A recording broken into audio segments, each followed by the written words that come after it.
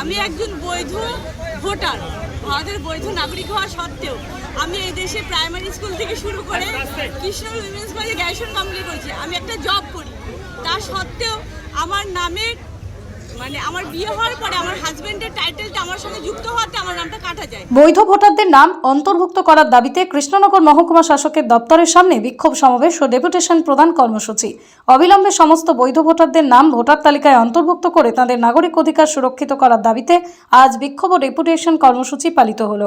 আজ 7 জুলাই 2026 তারিখে ভোটাধিকার সুরক্ষা সমন্বয় সমিতি পশ্চিমবঙ্গের উদ্যোগে কৃষ্ণনগর মহকুমা শাসক দপ্তরে এই কর্মসূচি অনুষ্ঠিত হয়।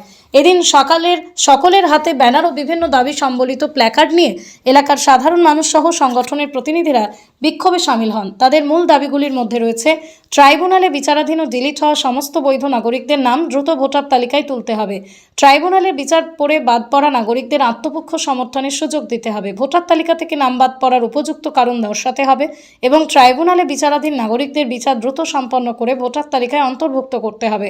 আন্দোলনকারীদের এই বক্তব্য এবং নাগরিক অধিকার অক্ষুণ্ণ রাখতে ভোটার তালিকা নিয়ে সমস্ত বিভ্রান্তি হয়রানি দূর করতে প্রশাসনকে দ্রুত ও স্বচ্ছ পদক্ষেপ করতে হবে, এমনটাই জানান তারা। তো আমার কাছে আমি এটাই বলতে চাই যে ভারতবর্ষের সমস্ত মানুষই তো জানে যে বিয়ের পরে হিন্দু, মুসলিম, খ্রিস্টান, বৌদ্ধ তাদের টাইটেলটা চেঞ্জ হয়, ফলে সেই ক্ষেত্রে আমারও টাইটেল চেঞ্জ হয়েছে এবং আমার পাড়াতে যত মানুষ আছে তাদের আমি দেখেছি যে এই অর্থেই নাম কেটেছে। ধরুন কারো শেখ বানানে SK শেখ ছিল, তার বাবার নামের বানে SIEIK শেখ, এটা দেখে তাকে কেটে দেওয়া হলো।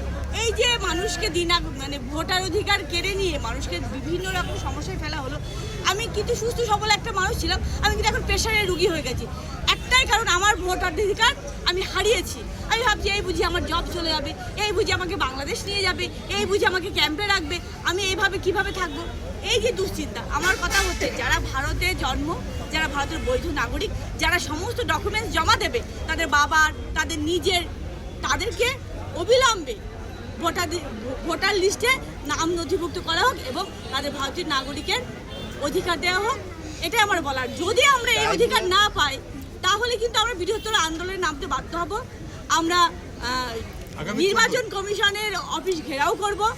ফলে আমরা ভোট পর্যন্ত দেখেছিলাম, এই SIA নাম বাতিল হয়ে যাওয়ার পরে ভোট শুরু হয়ে গেল, ভোটের জন্য অনেক কিছু থমকে গেল। ভোট যারা দিল, আমরা 27 লক্ষ নাগরিক ভোটও দিতে পারলাম না। আমরা আমাদের ভোটাধিকারকে সুরক্ষা না করেই একটা নির্বাচন হয়ে গেল, এটাও তো অবৈধ নির্বাচন।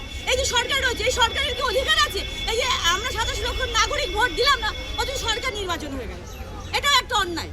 ফলে এই অন্যায় আর দীর্ঘদিন চলতে পারে না, আমাদের ভোটাধিকার ফিরিয়ে দিতে হবে। গ্রামগঞ্জের মানুষ যারা লেখাপড়া জানে না, যাদের কাগজপত্র অনেক কম, 2000 সালে বন্যা হচ্ছে, আপনারা সবাই জানেন, সেখানে অনেকের কাগজ হারিয়ে গেছে, তারা হয়তো দিতে পারবে না, তাই বলে কি তারা ভারতের নাগরিক নয়? এটা কেন হবে? ফলে আমাদের দাবি, যাদের সঠিক কাগজ আছে বা যারা এই দেশের সঠিক নাগরিক, তাদের ভোটাধিকার অবিলম্বে ফেরত দিতে হবে। এটা নিয়ে কোনো তালবাহানা চলবে না, আর মানুষ মানতে পারছে না। এখন তো ট্রাইব্যুনালের নাম আছে। হ্যাঁ, আমি ট্রাইব্যুনালে অ্যাপিল করেছি, তা সত্ত্বেও আমার এখনো কোনো কিছু সুরাহা হলো না। আমি ভোটের ডিউটি করেছি, অথচ আমার ভোটের নাম নেই। ভোটে আমি আশাকর্মী হিসাবে ডিউটি করলাম, অথচ আমি ভোটার নই।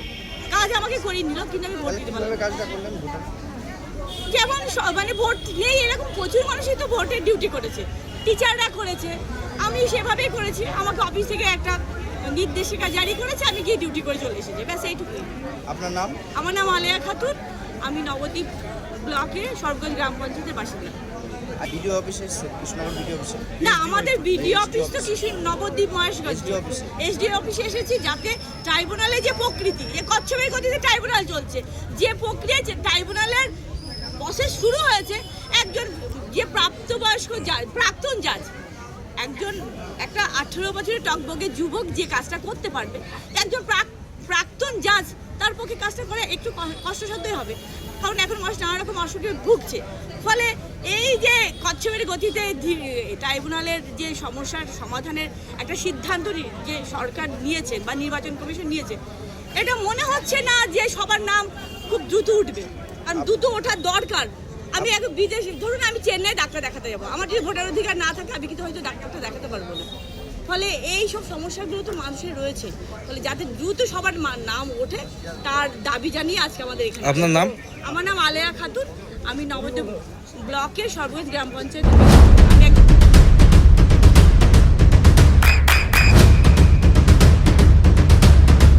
বৃষ্টিতে স্বস্তি। বৃষ্টি অ্যাকোয়া বিশুদ্ধ পানীয় জল। বলছি আপনাদের কি কর্মসূচি, কেন এই কর্মসূচি, কি কি করছেন, আপনারা কারা?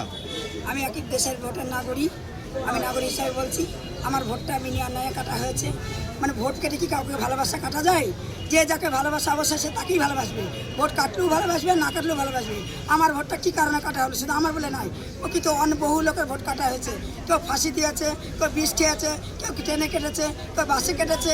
কেন এই ভোটগুলো কাটা হলো, কী কারণে কাটা হলো, কী দোষ ছিল আমার? আমি তার ভোটের নাগরিক, কী কারণে ভোটটা কেটেছে সেটা আমি জবাব চাই। অবৈধ ভোটটা কেন করলো? আমি কি বাংলাদেশের নাগরিক? আমার এই দেশে নারী, আমার দাদা এই দেশে, বাবা এই দেশে, আমি এই দেশে, কিসের জন্য আমার ভোটটা কাটলো তার জবাব আমি চাই। যদি না দেওয়া হয় তাহলে কি করবেন? এই ভোট যদি না কাটাটি হয় আমি অপর প্রধানে চলে যাবো, যত দূর যেতে হয় তত দূরই যাবো। আমার ভোটটা কেন কাটলো? আমি তো বাংলাদেশের নাই, আমি ভারতের নাগরিক। আমার বাপ দাদা 14 গোষ্ঠীর কাগজ আমি দিতে পারি, কেন আমার ভোটটা কাটলো? আমি তার জবাব চাই। আপনারা কি চাইছেন কি? আমি চাচ্ছি আমার মানে প্রত্যেক ভোটার, শুধু আমার বলে নাই, প্রত্যেক দেশের নাগরিক যেন ভোটটা দেওয়া হয়। তাদের জীবনগুলো কেন হত্যা হচ্ছে? কেরি মা মরছে, কেরি বাপ মরছে, সে ভোটের সন্তান মরছে, কেন মরছে? এই মরণের জবাব আমি চাই। আর ভোটের নাগরিক তোলা হোক, আমার এটাই আমার সবার কাছে আবদার। কেন ভোটের সঙ্গে সম্পর্কে সবাই ভোট তুলবে, যে তাকে ভালোবাসবে সে তাকে ভোট দেবে। ভোট কেটে কাউরি ভালোবাসা নেওয়া যায় না, কোনোদিন যায়নি আর যাবে না। আমার ভোটটা কেটে দেবেন কেন? ভালোবাসা কেটে গেছে না, যে তাকে ভালোবাসে সে তাকেই ভালোবাসবে। ও আমার চার বক্তব্য হচ্ছে প্রত্যেক দেশের নাগরিকদের ভোটটা তোলা হোক, এটাই আমার আবেদন। আপনার নাম? আমার নাম নালবানু, কোথা থেকে এসেছেন? আমি এসছি নবদ্বীপ থেকে। কেন এসেছেন একটু যদি জানান। আমরা ভোটাধিকার সুরক্ষা সমন্বয় সমিতির উদ্যোগে আমরা আজকে মাননীয় মহকুমা শাসকের কাছে এসেছি। আপনারা জানেন এসআইয়ের প্রক্রিয়াতে লজিক্যাল ডিসক্রিপেন্সির নাম করে প্রায় 27 লক্ষ মানুষের নাম বিচারাধীন থাকা অবস্থাতেই বাতিল করা হয়েছে এবং এই বিচারাধীন প্রক্রিয়ায় অংশগ্রহণকারী, ট্রাইব্যুনালে অংশগ্রহণকারী এই 27 লক্ষ মানুষের মতামত গ্রহণ না করেই নির্বাচন অনুষ্ঠিত হয়েছে। এবং যে প্রক্রিয়াতে এই ভোটার তালিকার বিচার প্রক্রিয়া চলছে, আগামী কত বছর পরে এই বিচার সম্পন্ন হবে তা নিয়ে আমরা সমস্ত নাগরিক, যারা নাগরিক যারা আছেন, যারা এই বিচারাধীন প্রক্রিয়া থেকে ডিলিট হয়েছেন, তারা আতঙ্কে ভুগছেন এবং অনেক মানুষই আতঙ্কে হতাশগ্রস্ত থাকা অবস্থাতেই তারা মৃত্যুবরণ করেছেন। তাই আমরা দ্রুত এই বিচারাধীন প্রক্রিয়ায় যে সমস্ত বৈধ ভারতীয় নাগরিক আছেন তাদের সেই বিচার প্রক্রিয়া সম্পূর্ণ করে তাদের নাম ভোটার তালিকায় অবিলম্বে তোলবার দাবি জানাচ্ছি। আমরা সেই সঙ্গে দাবি জানাচ্ছি যে বিচারাধীন চলাকালীন কোনো ভোটারের, কোনো নাগরিকের, তাদের কোনো নাগরিক যে অধিকার, সে অধিকার থেকে বঞ্চিত করা যাবে না। আপনার নাম? মোজাম্মেল হোসেন মণ্ডল, অ্যাডভোকেট, কৃষ্ণগঞ্জ জজেস কোর্ট, ভোটাধিকার সুরক্ষা সমন্বয় সমিতির অন্যতম আহ্বায়ক। যদি আপনাদের এই দাবি এই মুহূর্তে না মেনে নেয় তাহলে কি করবেন? আমরা বৃহত্তর আন্দোলনে যাব। আগামী 14 তারিখে আমরা নির্বাচন কমিশনের কাছে, কলকাতায় রাজ্য নির্বাচন কমিশনের কাছে আমরা ডেপুটেশন কর্মসূচি নিয়েছি। এরপরেও যদি আমাদের দাবি না মানা হয় তাহলে আমরা বৃহত্তর আন্দোলনে এলাকায় এলাকায় গণকমিটি করে এই নির্বাচনের এই যে অবৈধ প্রক্রিয়ায় ভোটার তালিকা থেকে নাগরিকদের নাম বাদ দেওয়া, তার বিরুদ্ধে আমরা গণ আন্দোলন গড়ে তুলব। আপনার নামটা একবার বলুন। মোজাম্মেল হোসেন মণ্ডল, অ্যাডভোকেট, কৃষ্ণগঞ্জ নদিয়া জেলা জজেস কোর্ট, ভোটাধিকার সুরক্ষা সমন্বয় সমিতির অন্যতম আহ্বায়ক। আপনার সন্তানের উজ্জ্বল ভবিষ্যতের সঠিক দিশা JRS public school. JRS public school, যেখানে শিক্ষা এবং আনন্দ একসাথে।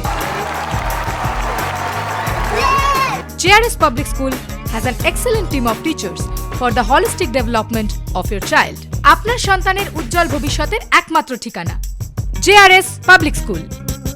আপনি কোথায় ইনভেস্ট করবেন, কেন করবেন, বুঝতে পারছেন না তো?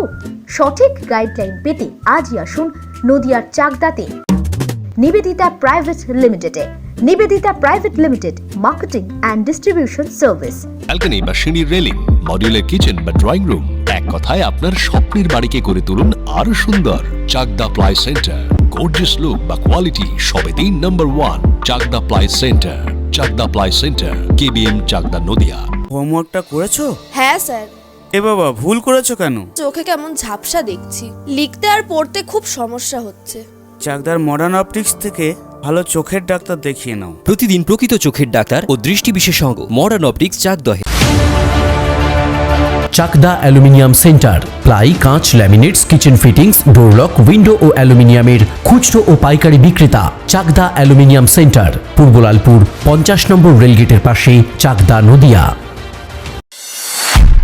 নদিয়া জেলার সবথেকে বড় বিল্ডার্স চাকদার মা মনসা বিল্ডার্স, রড ও সিমেন্টের পাইকারি ও খুচরো বিক্রেতা।